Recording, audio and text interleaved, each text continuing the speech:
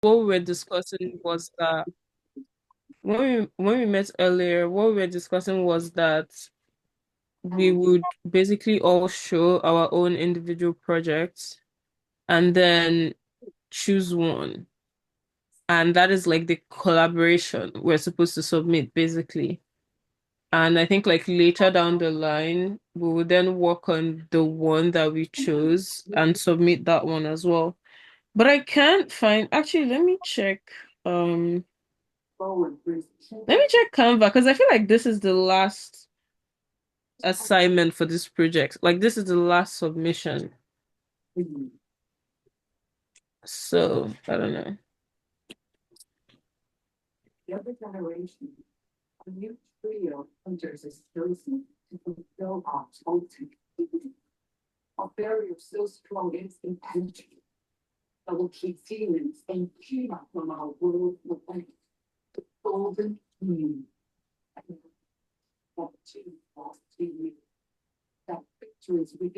Hello, John. Thanks for joining us.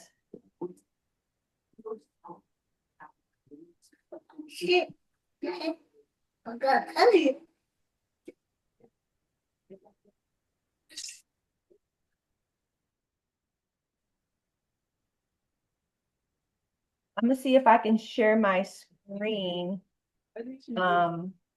Are we going without Caitlin? Well, she's not going to be able to join us until 8:45. Unfortunately, she won't be able to attend this meeting. Okay, I'll present after you.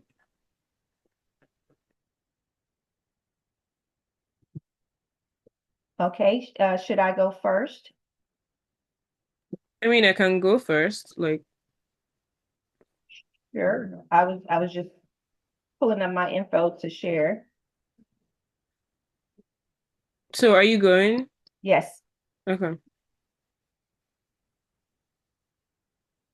See if I can. Were you guys able to see it? Let me see. Are you guys able to see? No.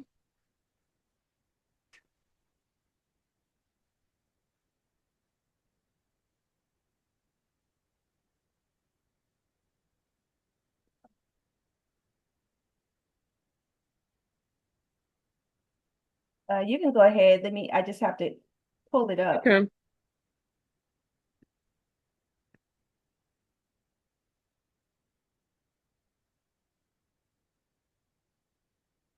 Can you guys hear it? Oh, my name is Precious Onyeko.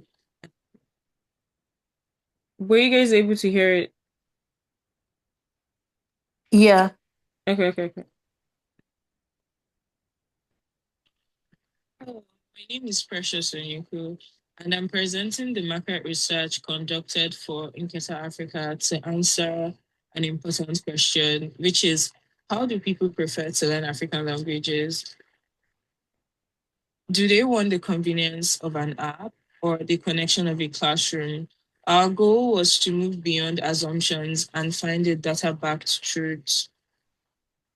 To find out, we distributed a targeted survey online and gathered responses from 80 participants. Two key things stood out about this group. First, they are young. 50% are between ages 18 and 24. Second, and most importantly, 65% identified as heritage learners. These are people learning to connect with their family roots. This specific motivation heavily influenced our results. Here is a table of our descriptive statistics showing the demographic data from our survey. So, what did they choose? As you can see on the chart, digital only learning was the top choice at 55%. This confirms that the convenience of an app is still very important. However, the strategic finding is in the blue bar. 30% of users requested a hybrid model, while only 15% wanted strict in person classes. This reveals a massive opportunity because nearly a third of the market isn't fully satisfied with just an app, but they also don't want to be stuck in a classroom. We checked why they made these choices. For the digital learners, it was about flexibility and cost. But for the 30% hybrid group, the driver was authenticity because they are heritage learners. They care about learning with the correct accent. One participant summed it up perfectly by saying that an app is great for vocabulary, but I need a real person to tell me if I sound right. They can use apps for words, but they need humans for the right pronunciation of the words. This leaves Inketa Africa with a clear convenience versus confidence dilemma, where users want the ease of a digital platform, but the assurance of a human. Based on this, my recommendation is to introduce an Inketa Plus subscription. This would be a hybrid tier that offers the standard app features plus a weekly 30-minute video check-in with a native tutor. By doing this, we don't just compete with generic apps like Duolingo, we solve the confidence gap for that critical 30% of the market who are willing to pay for authentic connection. Thank you. So that's basically it. Great job. Thank you. You're welcome.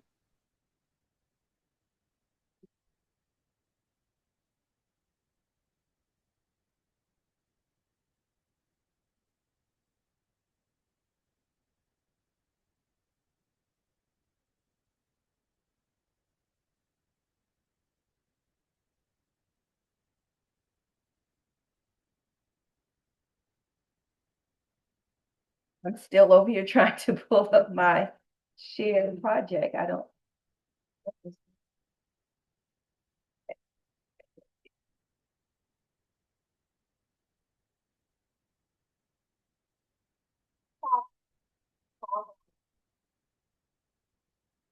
Can you guys see it?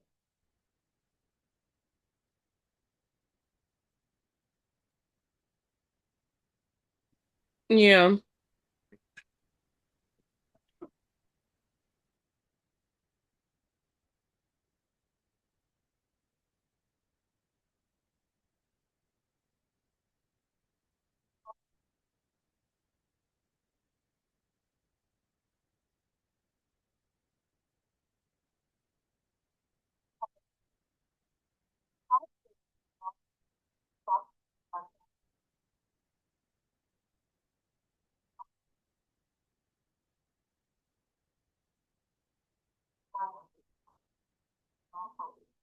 I think you need to increase the volume on your computer because we can't really hear it.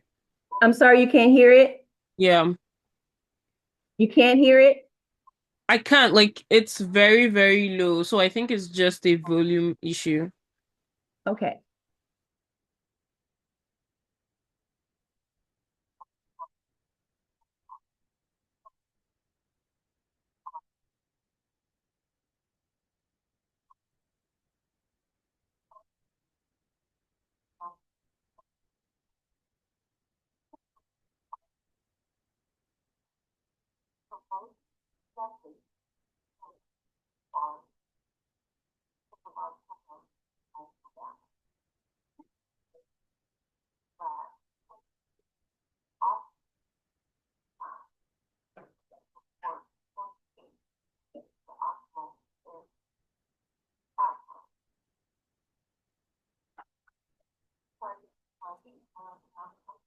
He's not, Jace, please.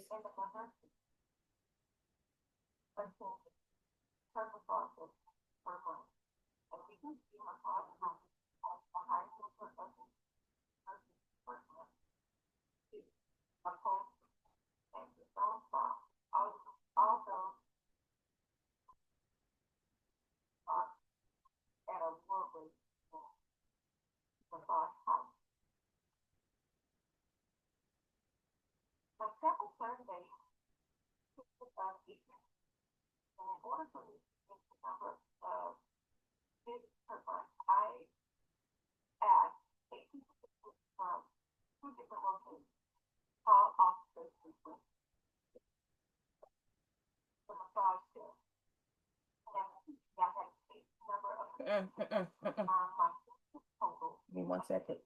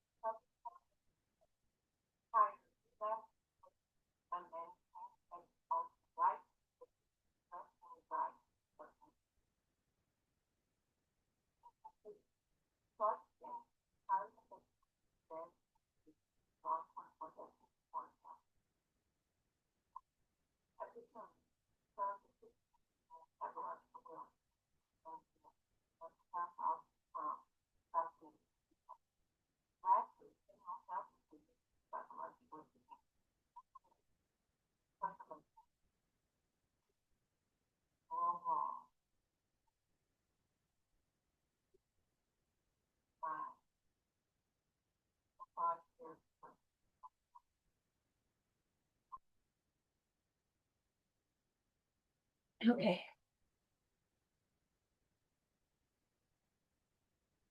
X. I can go next. Give me 1 second. I'll go after you.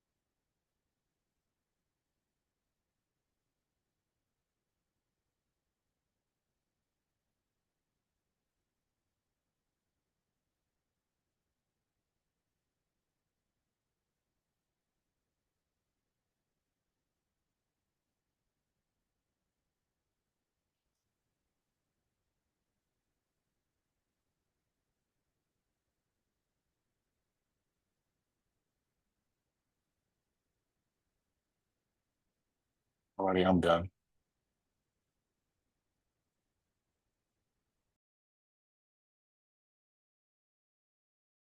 I can go next. Let me see. Who going next? I said I would. I didn't have how can I turn my camera around? I didn't have a video with mine because my computer wouldn't allow me to record it. Same with mine. I don't have a book. Explain. So this is it on the computer. And it was HBCUs versus PWIs, which do young adults prefer going to HBCUs or PWIs? Wait, Um excuse me. I have a question. Instead of like doing it this way, why don't you share the actual slide instead of since you don't have a video? That's what's on the screen. This slides. Yeah, but it's slanted. Oh, so Yeah. like this. Yeah. Okay. Okay. But basically this is what it was explaining what a HBCU was and a PWI. Financial aid, the difference between them was 83% of students receive Pell Grants at HBCUs, while 34% of students at PWI receive Pell Grants. Give me 1 second.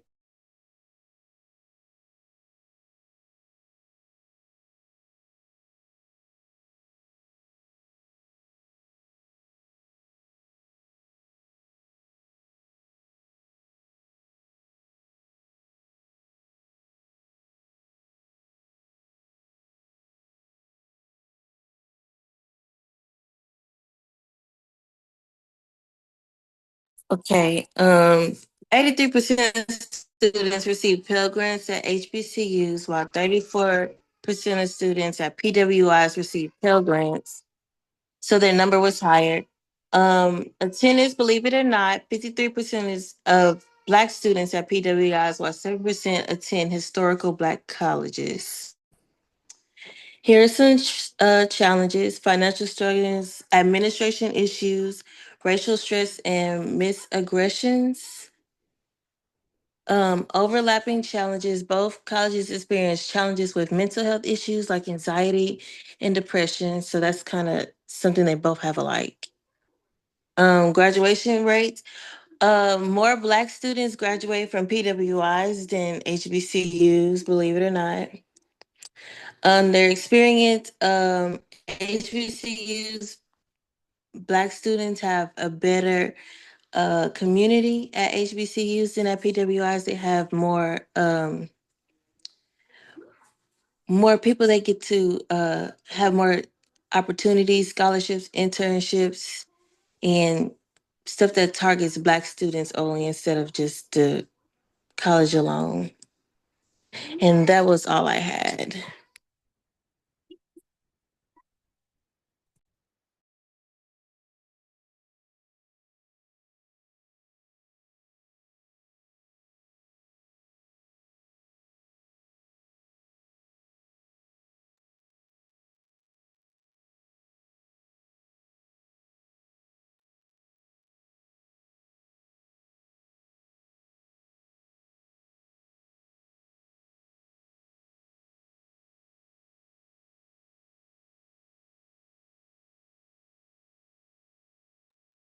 Natalia, are you next?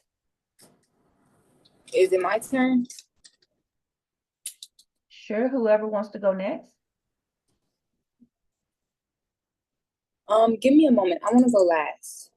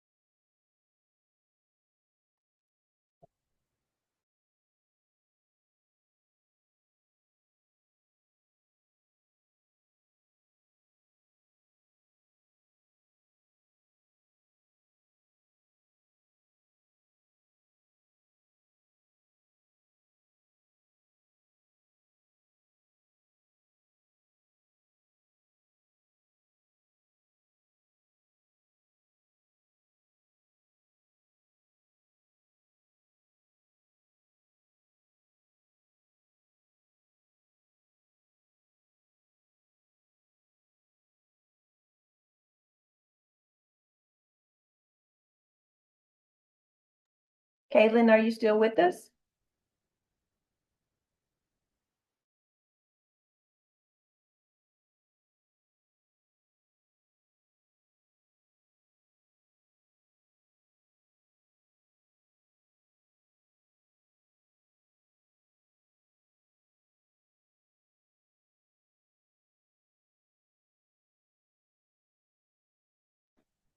Okay, I'll go next.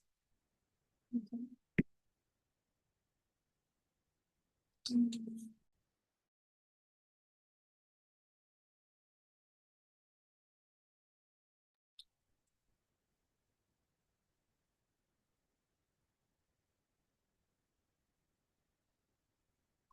y'all see my screen? Or can y'all see? Yes, I can see. Okay. Okay.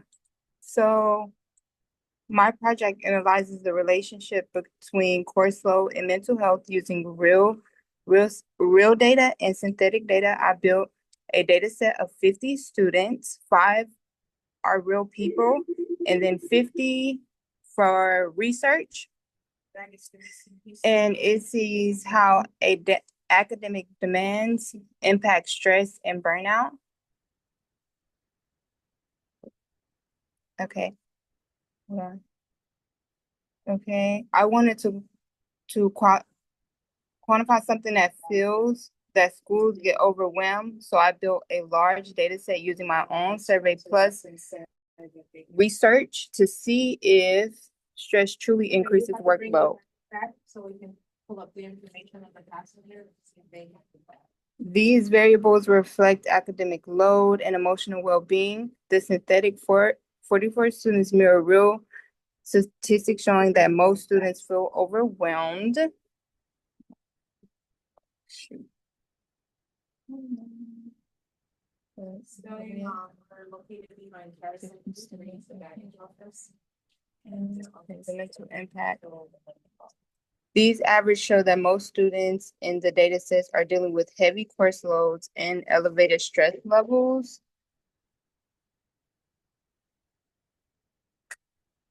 Okay, and here's the stress level pie chart. Moderate stress is 24%, low stress is about 30%, and then high stress is 46%.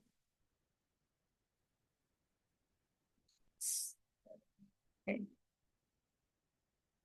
These numbers from the study, they show high rates of overwhelmed and diagnosed mental health conditions among college students. These values represent that technical students in the sample stress level constantly trends high, even a different measures of central tendencies. The students that I was asking in real life are TSU students and also students from HCC. Let's see. The conclusion matched the national statistics. Higher course loads consistently leads to higher stress. This project shows how closely stress is tied to workload. The statistics make it clear students need support and better course planning options. That's it. Yep.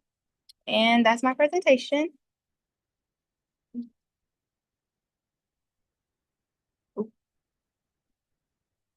Did y'all see all of that or no? Partially. Okay, I'm gonna just go back so y'all can see it. This is a conclusion.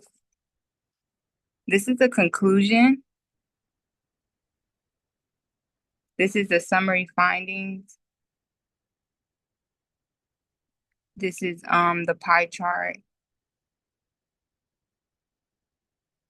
And then this is the math aspect of my data.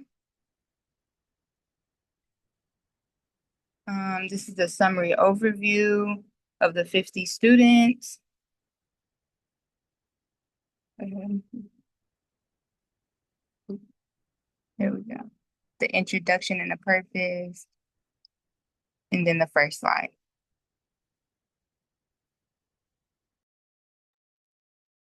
Got it. I think the last person is Natalia. Am I pronouncing that correctly? Yeah, sorry. I don't have a video, but I have my PowerPoint slide.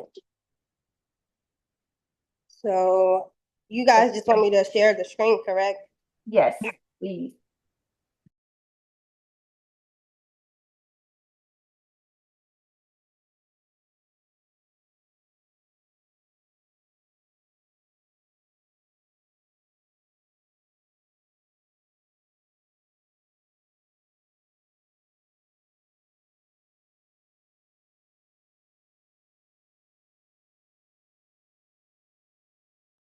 Can you guys hear me?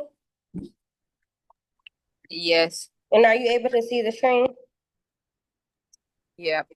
All right. So my project was on mental health amongst Black men athletes as well as for football and basketball. I don't have an actual video nor slide, so this is just a little glimpse of the presentation.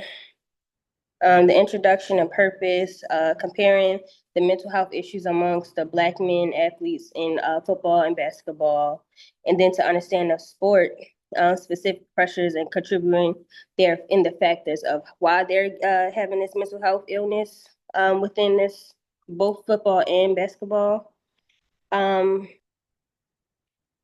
gonna go down to just a little survey responses of the football versus basketball.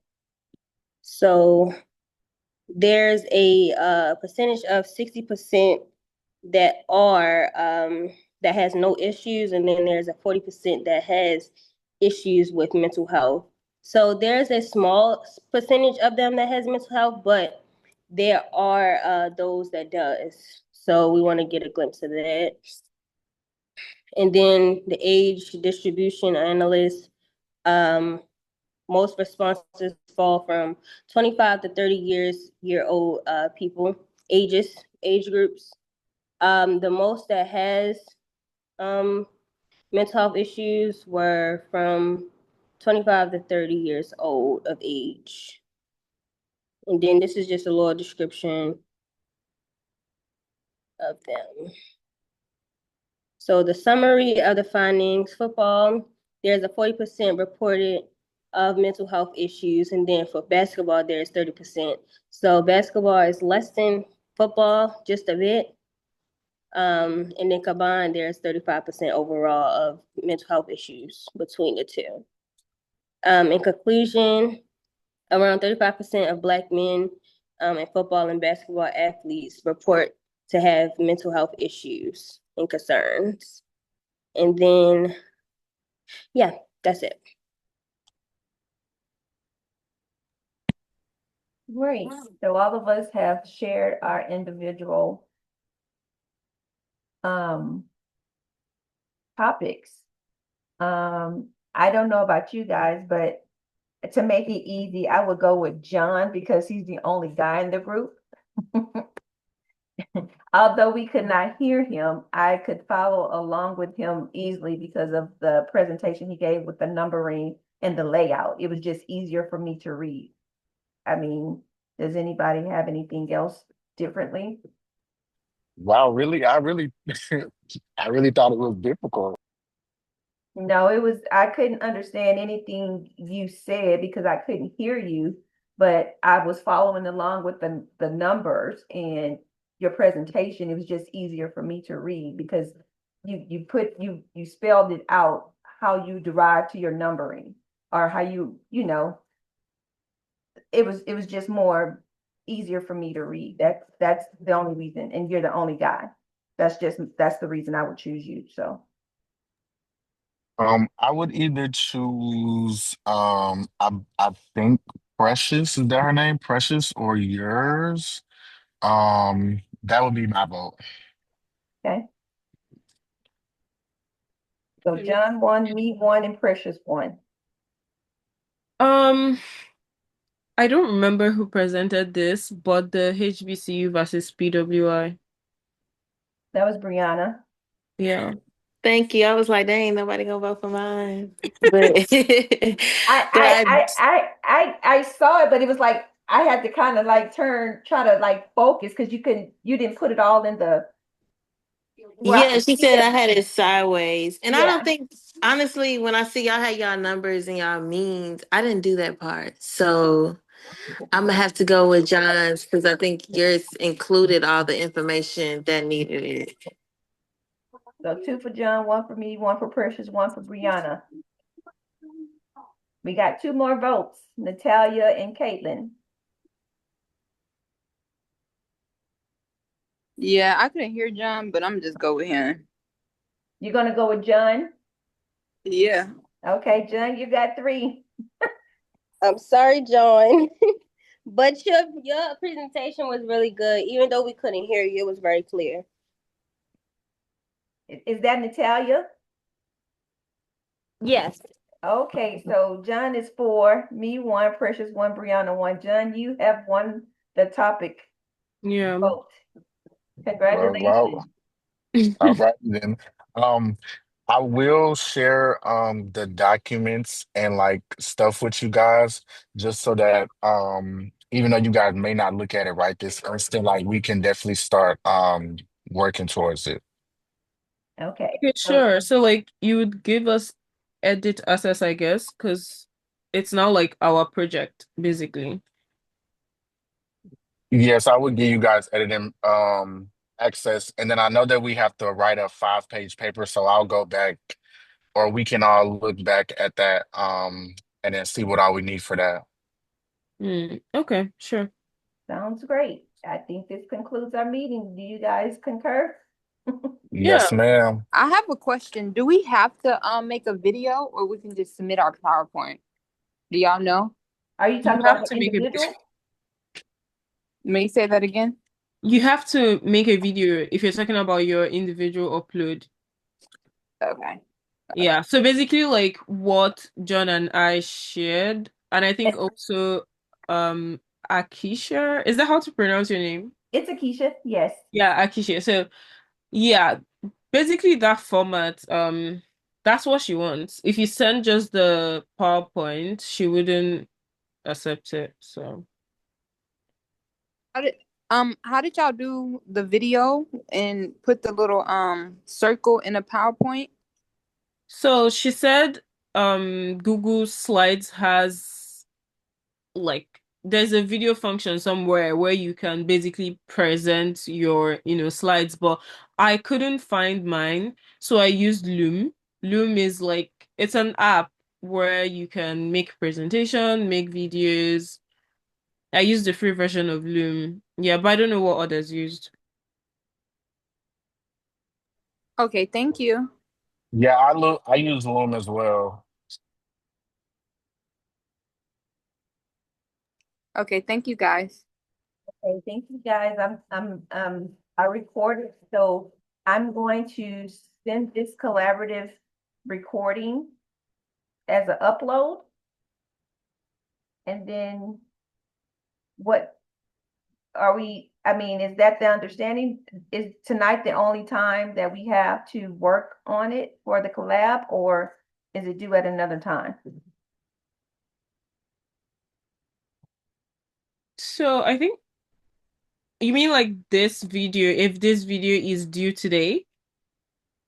Yes. Yeah, it's due today. It's due today.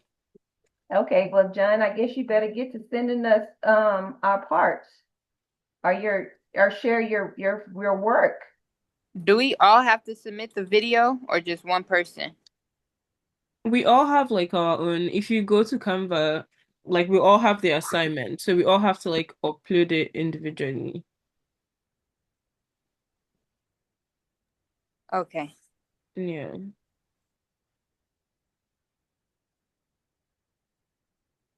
So by So should we just I think she can just upload the recording to that group file that we already have, and that should count for everybody so we don't individually have to turn in the video, or do we individually have to turn in the video?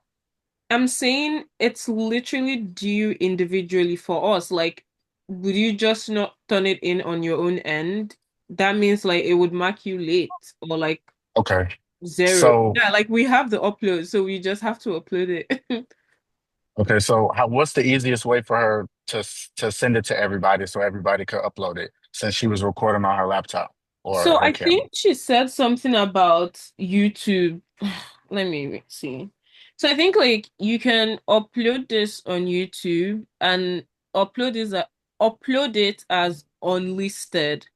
So that way the only way people will be able to watch the video would be if they have the link to the video. And So it then she could so, just send us the link and then we can all copy it to our, yeah, that's what I'm saying. She would send us the YouTube link basically and would all turn in the YouTube link. okay. That's that's what is in the instruction, like so. Well, she's old school. But why would each of us would have to submit it individually if there's a recording of all of us captured? Why can't one person just submit it? Okay, how do I? The I thing think is, we all on should our submit own it end, for to be doesn't on the safe everyone side doesn't the because assignments show up for everyone? Like, can't you see it on your phone, on your computer? Are you just like not going to turn it in? That's what I'm saying. Because if you don't turn it in, what would it count as for you on Canvas? Like, it would just be zero. I don't think so. I think if we submit it under group 2 project because we are a collaborative group and we're assigned group 2, that it would account for all 6 of us. I agree with Precious. I think we all should just submit it on the safe side because it's on everybody's Canvas account. Yeah, it's almost like an individual assignment. It shows up for us as an assignment that we I have to see, turn in. I Like, see, I see. yeah, like are we just not going to turn it in? That's what I'm saying.